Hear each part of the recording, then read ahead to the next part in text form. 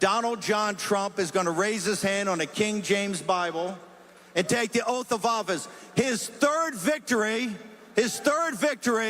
in his second term. And the Viceroy, Mike Davis, tells me, since it doesn't actually say consecutive, that, I don't know, maybe we do it again in 28. Are you guys down for that? Trump 28? Come on, man.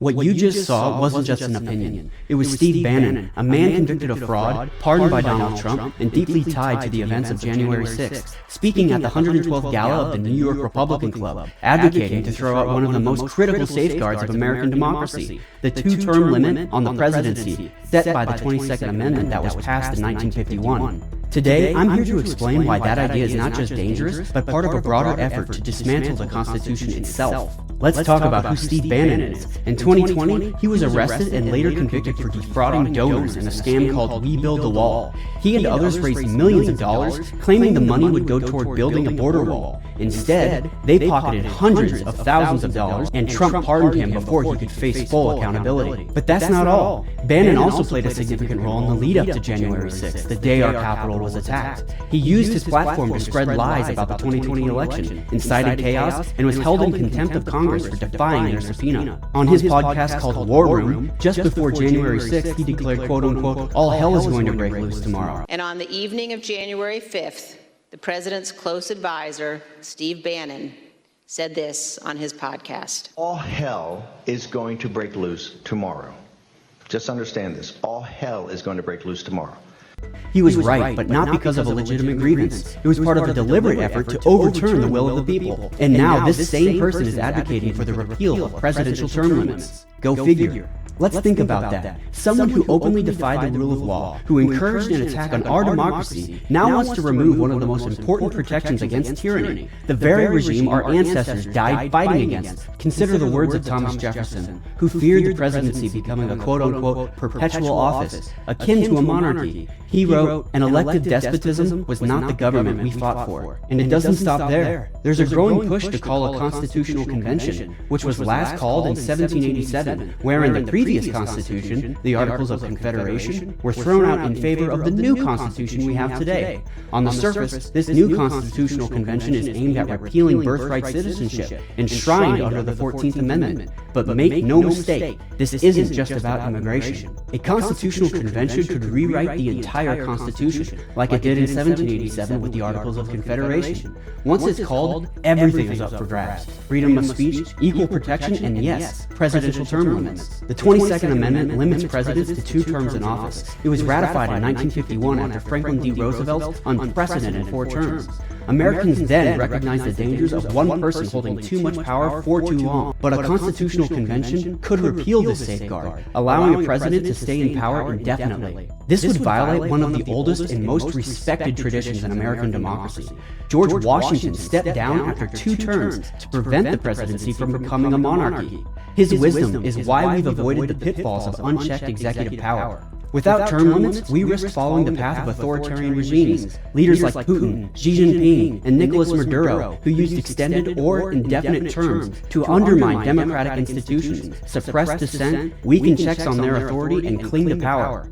And who's pushing for ideas like this? People like Steve Bannon, individuals who've shown time and again that they're willing to undermine democracy for personal gain or political power. And also President-elect Trump, who recently mused about running for a 3rd term in 2028 amongst his Republican sycophants in Congress. But let us not forget Trump's own history of attacking our most basic freedoms, including the freedom of speech and the freedom of the press. Over the years, Trump has repeatedly called journalists a quote-unquote enemy of the people, also a refrain Hitler often used against press owned by Jewish people, undermining the free press, a cornerstone of our democracy, and has attacked the media more than 100 times in the run-up to the 2024 election. He's also floated ideas about changing libel laws to make it easier to silence critics, initiated defamation lawsuits against media entities, such as the recent $15 million settlement with ABC News. actions seen as attempts to intimidate the press and suppress critical coverage. He's verbally attacked journalists, calling them, quote-unquote, fake news and other derogatory terms,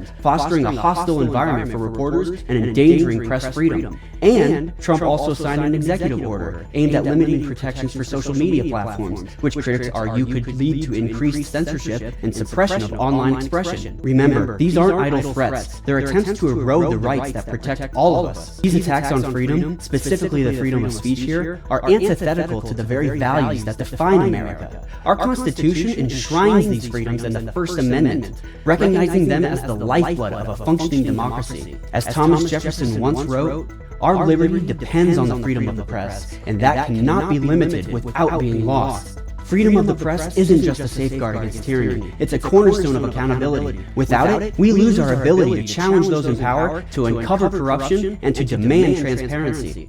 James Madison, the father of our Constitution, warned us of the dangers of suppressing speech, saying, "The advancement and diffusion of knowledge is the only guardian of true liberty." These words remind us that any leader who seeks to silence criticism is not defending liberty, they are dismantling it. Attacking the press as quote-unquote fake news, or quote-unquote an enemy of the people, is more than rhetoric. It's a direct assault on our democratic principles. This phrase has been used by authoritarian regimes throughout history, from Nazi Germany's Lugenpress to the Soviet Union's propaganda machine, to delegitimize dissent and consolidate power. But here in America, we reject such tactics. We believe in the power of truth, debate, and the free exchange of ideas as enshrined in our Bill of Rights. As President John F. Kennedy said, "Without debate, without criticism, no administration and no country can succeed, and no republic can survive." When leaders attack the press, they attack every American's right to know the truth. They attack the very foundation of our democracy. Just remember the words of Benjamin Franklin, who said, "Whoever would overthrow the liberty of a nation must begin by subduing the freeness of speech." These freedoms of speech, of the press, of thought are not negotiable. They are not partisan. They are American. And defending them is our shared responsibility. And if the Republican sycophants to Trump, who campaigned as the defenders of freedom, of liberty, who allowed the president-elect to abridge these freedoms and forsake their duty to defend the Constitution, then its defense is up to everyday Americans like you and me, with their own philosophy, who changed the course of history by speaking up and supporting the opposition's decree. This isn't just about one amendment or one issue. It's about protecting the principles that hold our democracy together. The 14th Amendment guarantees equality. The 22nd Amendment ensures no president can rule indefinitely. Losing either would be a catastrophic step backward. So, with President-elect Trump, who will be the most powerful person in the world, attacking the freedoms and rights we hold as self-evident truths, you may be asking yourself, what can we do against such immense and terrible odds? I would say to you to not be swayed by these dismantlers of democracy, these demagogues in disguise, like Steve Bannon, President-elect Trump, and other MAGA supporters who are calling for the erosion of our freedoms,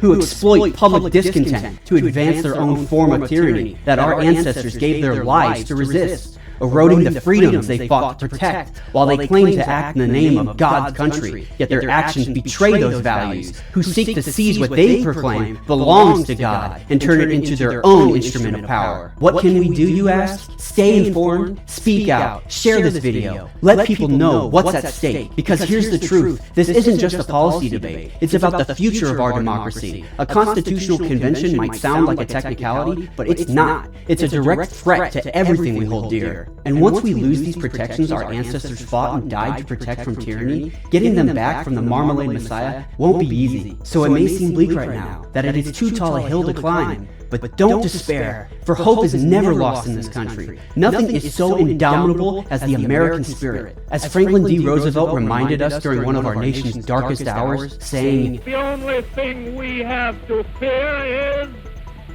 fear itself." Fear paralyzes, divides, and weakens us, but courage and unity can overcome any threat. This is not the time to stand alone, to give in to hopelessness, or to let ourselves be divided by those who seek to erode our democracy. We must band together with those who oppose this hostile insurgency, standing shoulder to shoulder against the forces that aim to dismantle our freedoms and not get caught up in factional bickering while the united tyranny advances.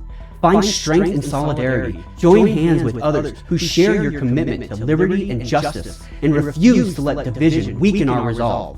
Remember that the fight for our values is never in vain. Together, we can resist these threats, protect what is sacred, and ensure that the torch of liberty burns brightly for generations to come. Keep up the good fight, because united, we are unstoppable. Thank you for watching. If you like this video, be sure to hit the like, subscribe, and alert bells. And always, be vigilant, my fellow freedom fighters.